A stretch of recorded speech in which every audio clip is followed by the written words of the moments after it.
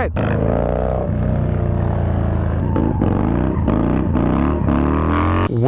Well, welcome back to Tardy Production. Today I will be fulfilling a promise that I made last week and probably the week before that. There were some technical difficulties, but now everything is in place. It is all just waiting on me. That promise was to beat these crash bars to death, and that's exactly what we're going to be doing today. Came all the way out to this lot thinking that it was going to be empty because it's nighttime, and I was wrong. So we're gonna have to go around and scout out a lot real quick, and then I'm going to drift, probably do some wheelies, try to break these crash bars. But we're getting ahead of ourselves, so let's hop on the bike and start exploring to try to find ourselves a stunt lot.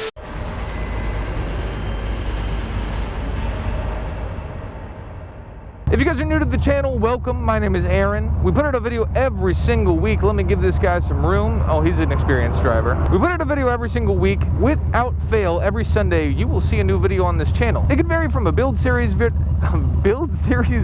I don't know why I'm having trouble talking right now. All the way to a cooking video. Now, those are becoming few and far between. We're starting to focus more on motorcycle stuff, but that doesn't mean they don't happen. Over the last year, we have built up this Yamaha Bolt to be a stunt machine. We have very few mods left to do to make sure this thing is completely covered from head to toe in stunt dressings. Oh, is that a motorcycle right there? No way. There's people here. Heck yeah, dude. Awesome. One of the most recent upgrades we did to the bike was add this crash cage. Now, this crash cage was custom built. I'll leave his Instagram down in the description. Oh, there's a lot of dirt bikes here. Four-wheelers, too. Look at that guy. Oh. Either way, guys, I put this crash cage on, and the sliders were just too small to reach the ground. It bought longer sliders for it, so we're going to see how that works out. And today is the actual test of whether or not they're going to work. Hopefully, we don't get hit by a four-wheeler. You know how much those four-wheelers love to hit people. I love seeing people do stuff with their kids. That's really cool. Everybody got two strokes out here, man. Let's see if this guy can wheelie with a kid on the back. Oh, touch the ground. Oh my gosh, they're trying to do hand drags. This is fun, dude. I like this. I'm happy I moved lots. That other lot was lame lot. Here we go.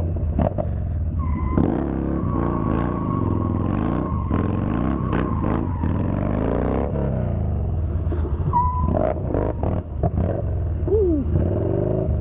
Look at that, dude. He's tipping it.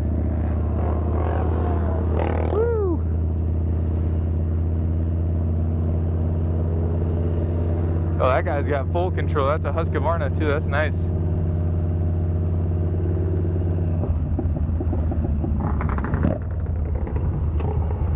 Let's drift over here. This is out of the way.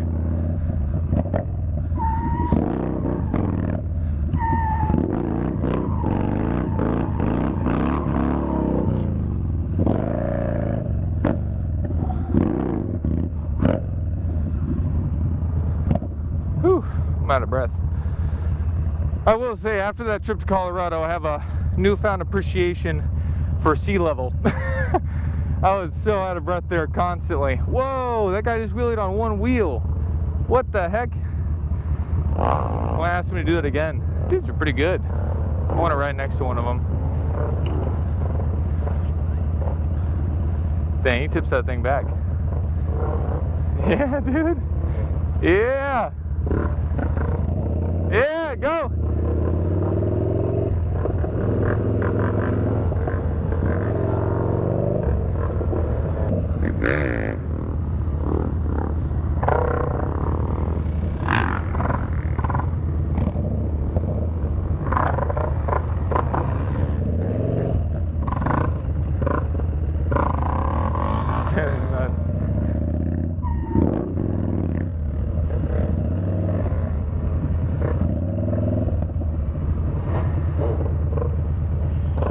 Dude, this man's good. Somebody came here and tore up this parking lot. You got to stay off the white pavement, guys. I don't know much about stunt lot etiquette, but I know that if there aren't marks on something, don't start putting marks on it. White pavement is a no-go. If the whole lot is white pavement, that's one thing. But if you got some blacktop asphalt or this, just stay off the white pavement. It's like a sign of respect. It'll actually let you keep the lot for a whole lot longer, just because they don't care as much as long as you're not destroying the place. But clearly somebody was drifting out here and they slapped up against it. Ooh, that was scary. Alrighty, this is why I don't like stunting with other people. Let's low side this thing.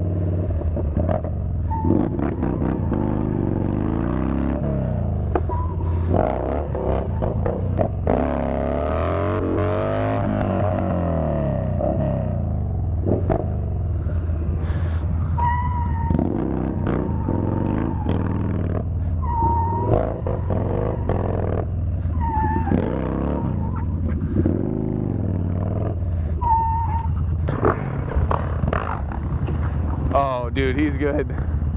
I'm not gonna be doing anything like that.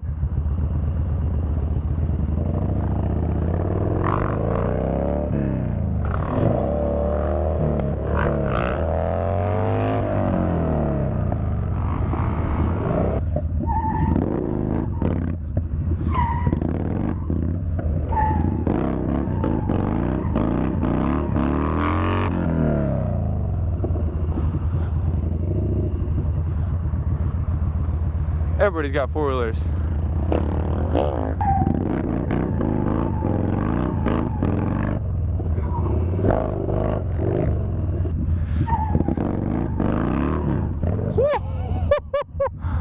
Oh my gosh, dude, that was almost a really bad high side. Holy crap.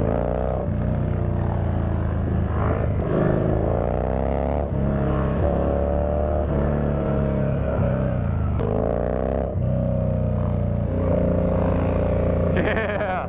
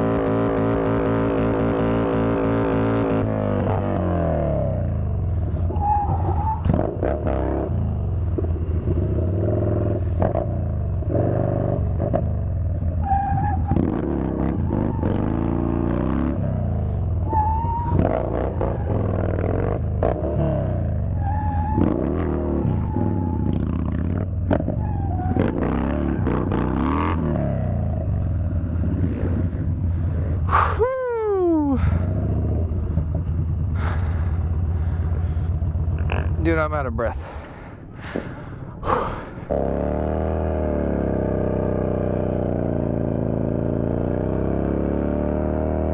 Well, I just broke my rule.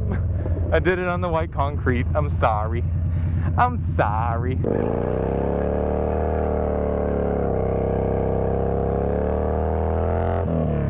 that wasn't bad. You know, I honestly prefer drifting because I feel like it's like always the same. Wow, that man is crazy, dude. What the heck? He's nuts. Whew.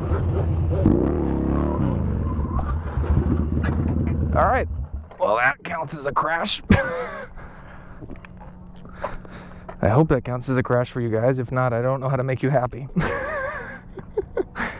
Hey, my bar ends worked. I didn't do an install on these because they're just bar ends, but that's awesome. My grip is still intact. Cool. Oh. Hey, and the slider took it.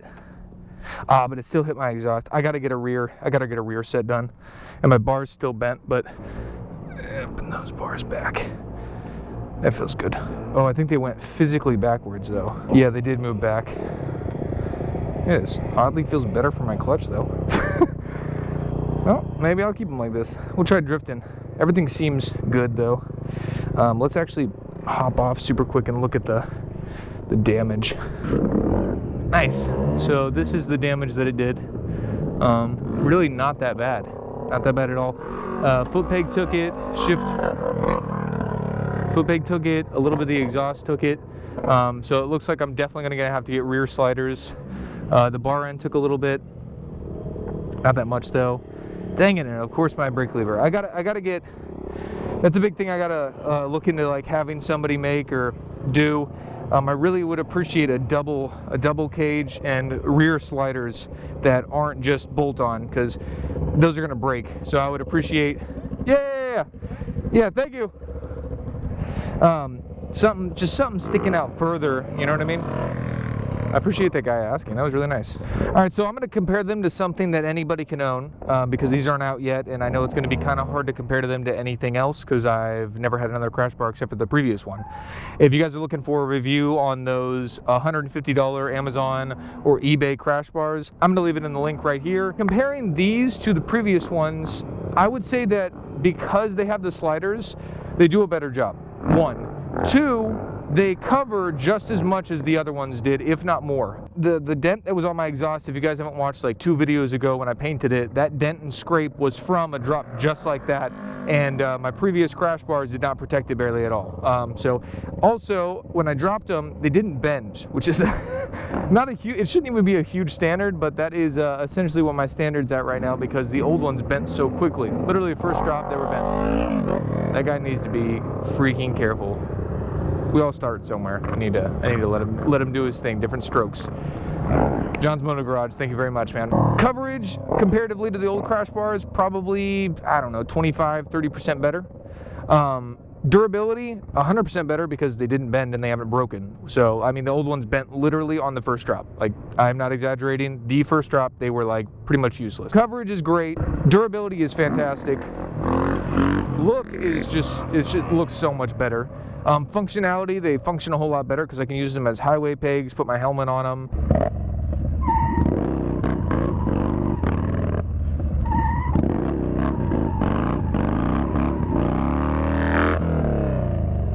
Not bad.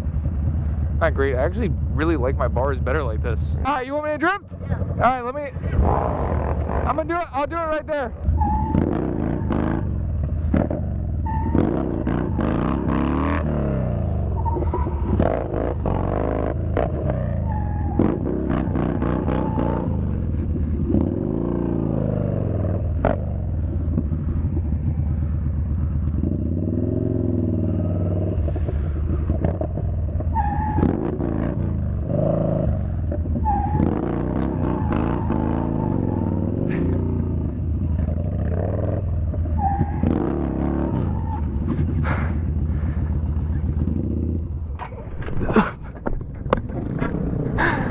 Oh my gosh.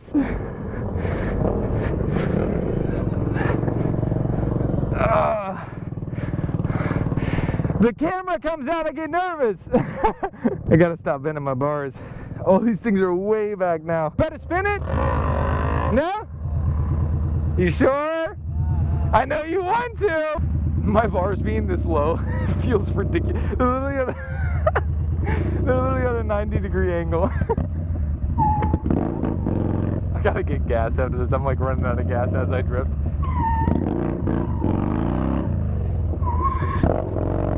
Oh gosh.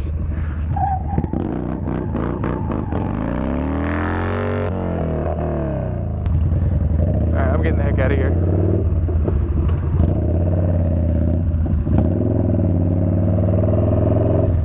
Yeah, I need to get gas. Look, they look ridiculous. They're literally at a flat, like directly flat. So that's a huge thing that I really want to talk to him about, is possibly making like a double layered version of this, just so it doesn't tip over all the way. And maybe a rear set would help out with that. But once it hits a certain point, the bike just flips over. So I would like 2 in the front and then 1 in the back, and I feel like that would really just protect the whole bike, because I can't keep bending my bars back. It's going to break my risers or the riser bolts, or something's going to happen because I always bend them and move them around. So exhaust took a little bit of damage. Foot peg, of course. I'm going to be doing a review on these foot pegs pretty soon because I did an install and like an initial review, but I want to do a long-term review because I've definitely got some use out of these. But my overall experience with these crash bars is that they're fantastic. I am excited to keep using them, excited to work on them, excited to get some things tweaked on them, possibly on the final version, get a double. I don't know how he would attach that. I'd be okay with U-bolts. I don't know how he'd attach that, but possibly like a double, and just make this post a little bit longer so that we don't have as long sliders. But they seem to be holding up just fine. If he kept it just like that, it'd be fine. And I think for normal use, not this use, it's going to be just fine. Not very many people are going to be using the bike how I use the bike. I think that for everyday normal use, if you're just a normal rider and you're wanting to protect your bike and have crash bars, this is going to be the best option on the market, because the other ones that I've seen, just they don't cut it. Not like this. This This is over-engineered. By the way, guys, I gotta wake up really early tomorrow, so I'm probably gonna end the video here. My name's Aaron. This is Tardy Productions. I will see you guys on the next one. You better be here. We'll be here next Sunday. Goodbye.